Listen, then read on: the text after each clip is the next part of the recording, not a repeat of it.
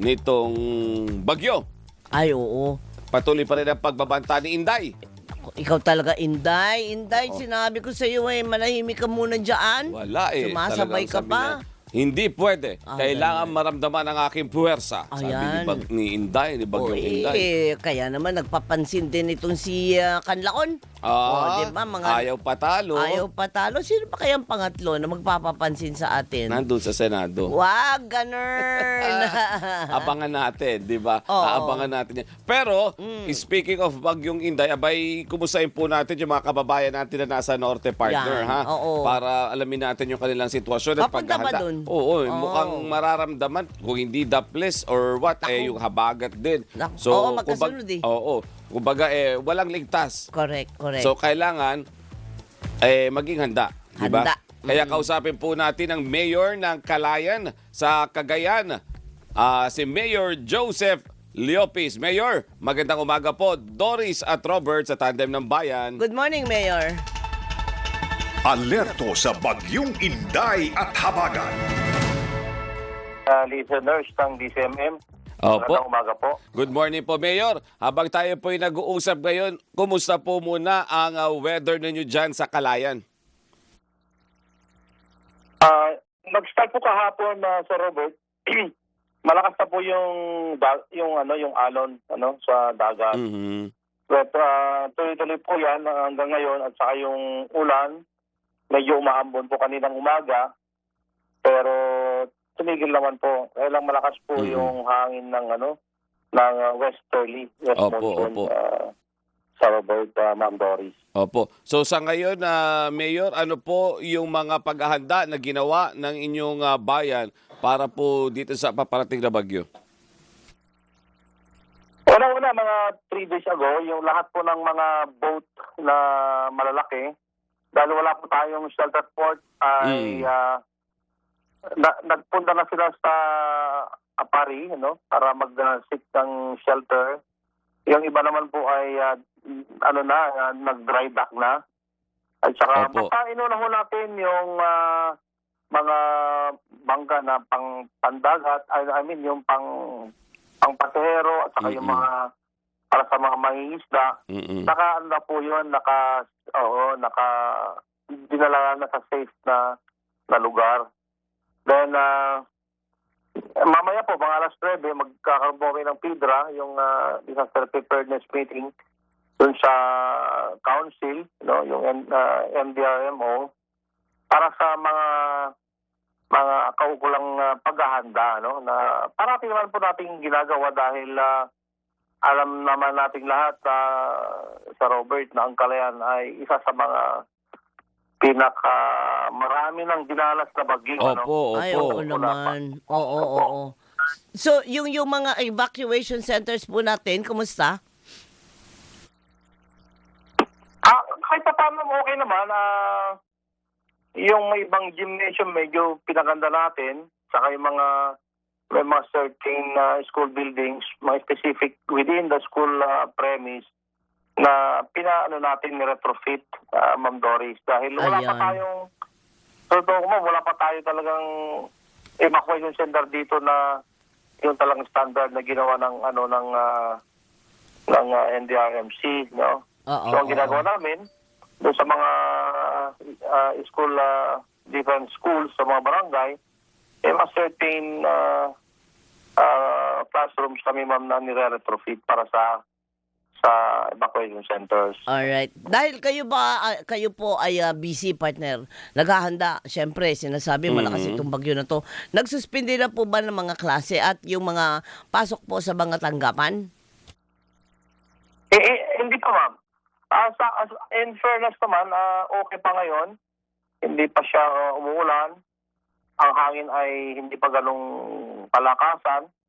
At okay, normal pa naman po yung aming situation dito, Ma'am Doris. Buti naman. Siyempre, biglaan po lang yan at talaga namang naghahanda po kami. Busy po kami sa paghahanda. Correct. Pati yung komunikasyon, linya ng komunikasyon. So yun, yung problema namin, hindi po stable ang smart, nasira yung globe, nasira. At nagde-depend po kami sa Starlink at saka yung mga wifi natin. May mga radyo naman po tayo para sa mga malalayong barangay sa Ayun. Ma'am Doris, no, para sa monitoring. Mm-mm. Okay. Pero yung mga relief goods natin, yung mga Naka-ready na Oo, daw. eh. naka-ready na po, Oo. gaya po ng banggitin nyo. Pero kapag dyan ba, Mayor, sorry, di pa ako nakapasyal dyan, baka soon Ako mamasyal din. kami ni Doris, ano, kapag medyo maganda-ganda yung weather. Kapag po bumabagyo, lagi ba yung mga major roads ninyo ay may mga nabablock, nagkakaroon ng mga landslides din dyan sa area Mga ninyo? rockfall. Rockfall, oo. Yes, sir. Yes, sir. Kasi ang Calayan, may 4 na island po ito at napakalaki. No? Ito yung 5th largest na bayan sa buong Cagayan in terms of land area. So, marami po hindi concrete road network namin. Kaya pag umulan, talagang hindi po passable lahat yun. Either may mga natumba na puno at saka sobrang putik, Ma'am Doris. Yun yung mga perennial na problem dito sa amin. So, kumbaga, nagkakaroon na ng problema sa transport pag nagka-ulan-ulan na kasi, Kaya nga. yung pala, doon pa lang sa kalsada per se, burak na agad dahil nga hindi pa Tama. sementado. Yes. So, Tapos kakailangan... kasi, Oo. una-una, wala po kaming national road. Opo, Wala po opo. kaming provincial road. Kaya Oo. initiative lang ko ng LGU yung pagpapasimento. Imagine, napakamahal pa ang road concreting dito sa Robert Magdoris. Opo, Doble opo. kung ang 1 kilometro sa mainland ay nasa 20 million, dito nasa 40 million. So, Ayun. talagang hirap din po kami dyan. Although, yun po ang priority ko, yung road network. Sa walang Diyos naman ay nasa 40-50% naman tayo sa Ayun. mga road concreting natin. Kahit paano po ay dahan-dahan nating nagagawa. Opo. Kaya kailangan in part. Opo, sige, go. Go ahead, Mayor. Ano, ma'am? Ang sabi ko lang, parang siguro Ano po? dapat yung coordination po sa DPWH at iba pang mga ahensya na makakatulong agad-agad. Yung clearing operation, Yun, no? yun, Just yun, in yun. case na Oo. lumala yung situation. Oo. Wala namang, mula po pagdating after ng bagyo, di ba, ang una lang naman nagagawa yan, karamihan naman po, hindi naman tayo naninira, ano? Ma'am, taon-taon po kami binabagyo. Sa awa ng Diyos, wala pa kami nakukuhang pondo rito para sa infrastructure, sa totoo lang. Oo. Pero, yung mga relief goods, relief packs, yan, meron yan. At saka yung kahit pa paano, financial assistance naman sa mga Residente. insurance meron din, mga 10,000 bawat tao, ganun. Pero yung sa infra, ma'am, for the record, ako'y mayor ako dito since 2001.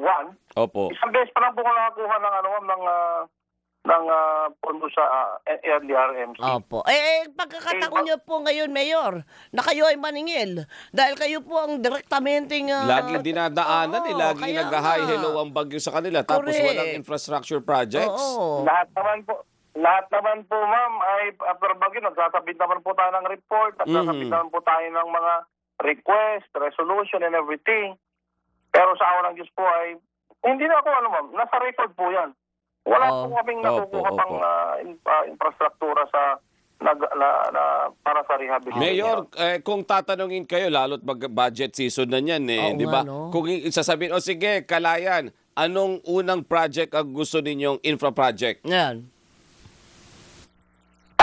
Eskwelahan po, tsaka kalsada, Sir Robert. Yung National Oo, Road, wala nga daw sila, Oo no? nga, national, provincial, wala. Puro Wala. sila lang ang gumagawa ng kalsada. Ang bigat nga naman talaga yun. Kalsada po at saka eskwelahan sana. Kalsada at saka eskwelahan.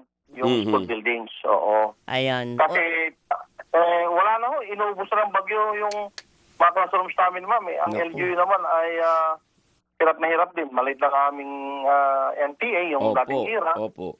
At marami namang mapangailangan po dito sa Calayan. Oo. Opo, wag po kayong mag-alala at tutulungan po tayo ni Robert Mano para maiparating po yan. Ibubulong po natin yan sa mga Yan. senador na bigyan ng ano, di ba? Diba? Hindi Oo. kasi importante din naman. Kahit na sabihin na natin, sige malayo kayo mula sa, Yan sa na nga kabias na eh. sabi, deserve pa rin nila ng maayos na serbisyo. Oo, eh. Di ba? Lahat naman Imagine tayo. mo, ang simple lang ng request pala nila. Kalsada lang, tapos eskwelahan. Yun yung hindi na ibibigay sa kanila. Correct. Tapos kung ang OA naman ng mga bagyo, Oo. kung makabayo doon sa lugar nila. Eh, ano nga naman matitira pa? Kaya nga. Kaya nga.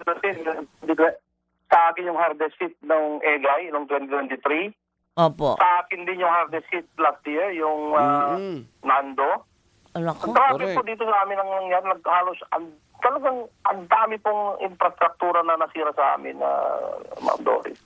Okay. Sige po. Yun yung pinakamalakas na bagyo na malakas na bagyo yung Nando mula nung ako pinanganak, Ma'am Doris. So, Ayun. masakit. Okay. imagine yung destruction, ano? Opo. Apo. Hanggang ngayon, wala pa naman tayo, although may mga proposal, sana po mapadali, ano? At nakikinig naman siguro yung concerned agencies like DPWH, saka yung NDRMC, ano? Oo.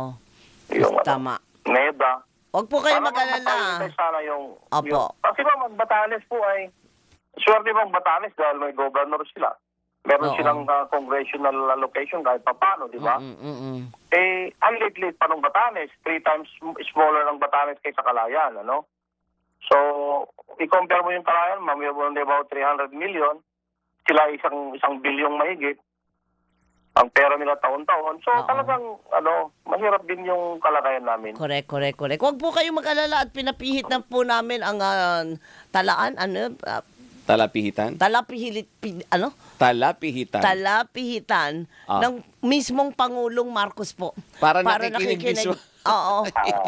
Iparating po natin kasi importante din Siguro, naman. siguro, Valid, di ba? Valid yung sinasabi ni hindi lang Mayor. siguro rin nakakarating sa kanya, mismo mama, no? Dahil, of course, di naman marami ng ginagawa ating Pangulo. At sana po yung mga tao sa baba niya, may mga specific Sigurado agencies po naman tayo. Opo, sigurado na po tayo. Gagawa niyan. Opo. Hindi naman kailangan ng Pangulong dyan dahil ang Pangulo naman po ay lahat naman yan gustong maayos yan di ba? So, Opo. siguro yung mga kaukulang line departments, no? Okay. Opo. Sige po. Mayor, Mayor. for the meantime, syempre, ang dalangin po namin ang kaligtasan ninyo at ng mga Correct. kababayan natin dyan sa Kalayaan. Sabay-sabay po tayo magdasal para maging Yes. ligtas tayo. At for the... Robert, Opo. kami naman po sa totoo lang ay kung sa resiliency lang, sa paghahanda lang siguro, hindi naman pinag-ebang, sa dami ng dinaranas natin. Talagang bihirang po tayo nagkakaroon ng casualties, At talagang mga tao naman dito ay madaling hikayatin na pupunta sa mga evacuation centers dahil unang-una kasi yung Calayan mo may napaka-peaceful, Kahit iwanan mo yung mga pag-aari mo doon, yung kahit mga alaga mo, hayop, yung pagbalik mo doon lang sila. Komportable. Naway ganyan. Yes. Opo, naway ganyan pa rin po ang maging sistema natin, ang ating mararanasan ngayong nagpa-prepare po tayo, naghahanda. At Mayor, hindi ka na namin iistorbuhin pa. Bibitawan ka na namin para ikaw ay makapagtrabaho na. At malaman natin kung ano pa yung mga agarang kailangan ng iyong mga... Opo. Mayor, maraming salamat Thank you, po. Mayor. Thank you. Mag-iingat po, mag-iingat. Medyo tumatalon-talon na doon. Ayan. Tumatalo na yung Ang modyo signal Oo. Mayor Joseph Leopis ng Calayan, Cagayan. Marami pong salamat. Samantala, partner. Sana tayo? Balik tayo dito sa Maynila. Oo. Dahil meron namang isang minor phreatic, sa Feebox. Minor, Hindi minor, partner eh. ano ba? Moderate. Moderate, Basta nagparamdam eruption. siya. Oo. Diba? Oo. Eh, Gumalaw at dumagundong. Oo. Kaya ang dumadagundong ng mga issue natin, naturalmente,